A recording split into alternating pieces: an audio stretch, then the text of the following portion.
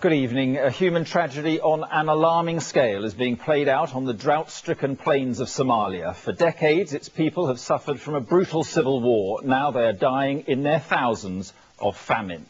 Aid agencies describe the response of the international community as derisory and warn that without urgent help now, hundreds of thousands could die, many of them children.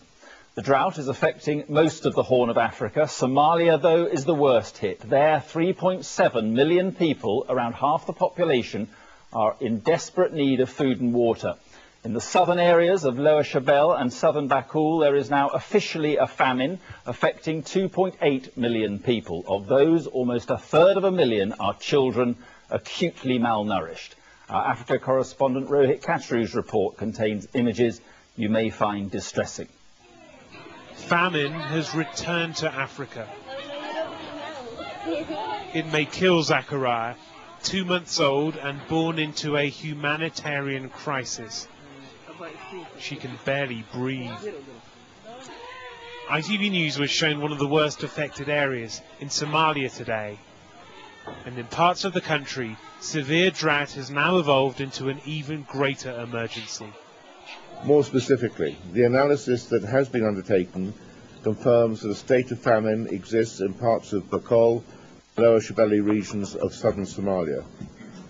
The rest of southern Somalia is close to famine conditions, and it is likely that conditions will deteriorate further in the next month.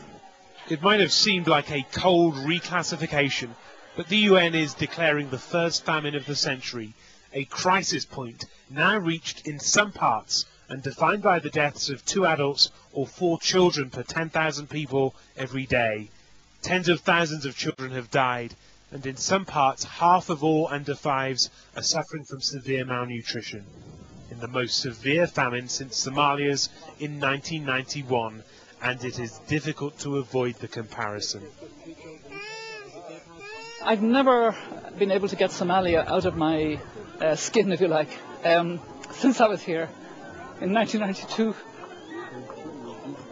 And when I look around and I see yet again, and these are very resilient people, and they want the best, they want just food and water initially for their families.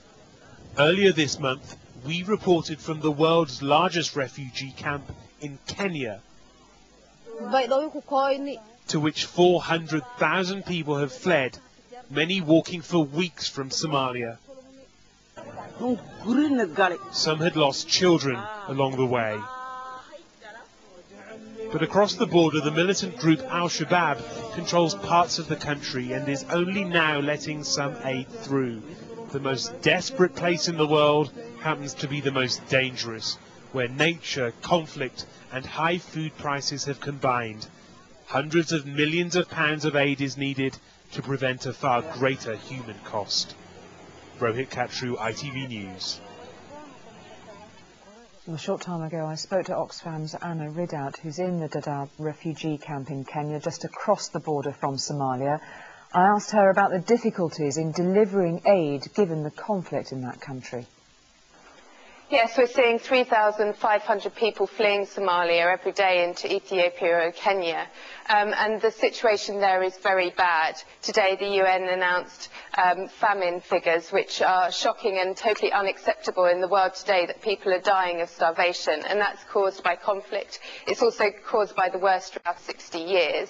And aid agencies from the DEC and Oxfam are scaling up in Somalia through partners and work on the ground. But much more needs to be done, because this is a huge humanitarian crisis, and we need more funds and we need more access to people in need on the ground. And Oxfam's been very vocal today particularly, hasn't it, saying the world is simply not doing enough, and some countries are guilty of willful neglect. Yes, exactly. I mean, the UK has led with the donor response, but we're seeing a huge $800 million black hole in the funding needs here. And you can see that in the camp, that people are lacking the very basics, and as a result, children are dying. People aren't getting the health care, the food and the water that they need. And Oxfam and others are working hard to get that aid to them immediately. But we need that donor response, and we need it urgently now, because it's not just just the life-saving aid to save lives now, but it's also about the long-term chronic drought that we're going to see year in, year out, and we need to prevent this from happening time and again. Well, if you want to help, you can donate on the Disasters Emergency Committee website. Log on to dec.org.uk. Alternatively, you can phone 0370 60 60 900. That's 0370 60 60 900. Or text the word